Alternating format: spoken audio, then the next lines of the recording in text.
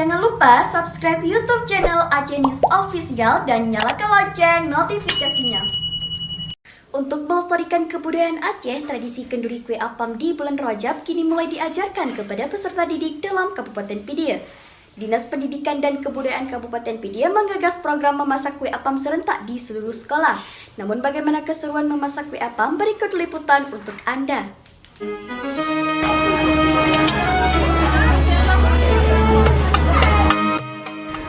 Beginilah keseruan memasak kue apam sebagai penganan khas di bulan Rajab yang dilakukan oleh para siswi dan guru di SMP Negeri 2 Indrajaya Pidia. Kue apam ini sejenis kue serabi namun ukurannya lebih besar. Proses memasak kue apam butuh kesabaran karena harus berjibaku dengan asap. Kue apam dimasak menggunakan gerabah yang terbuat khusus dari tanah liat. Setiap bulan Rajab, masyarakat Aceh selalu melakukan kenduri kue apam.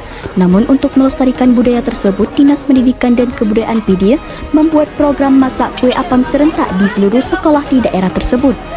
Kegiatan itu bertujuan untuk melestarikan budaya Aceh sekaligus mengajarkan peserta didik tentang cara membuat kue apam.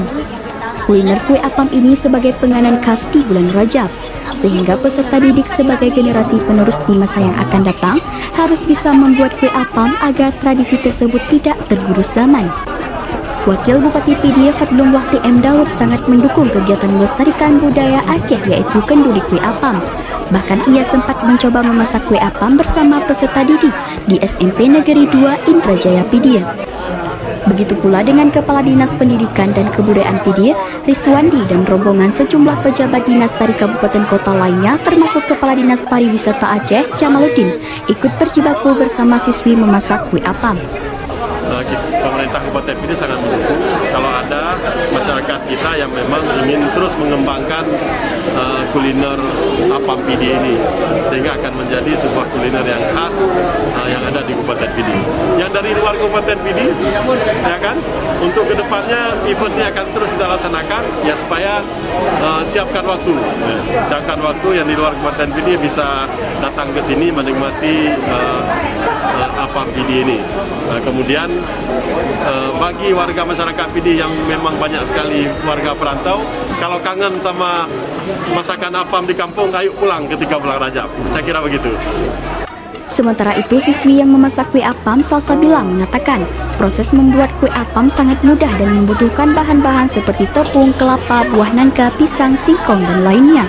Menurutnya, sejarah kenduri kue apam berasal dari seorang sufi pada zaman dahulu. Dari seorang sufi yang bernama Abdullah Raja. Beliau hidupnya sangat miskin di Mekah.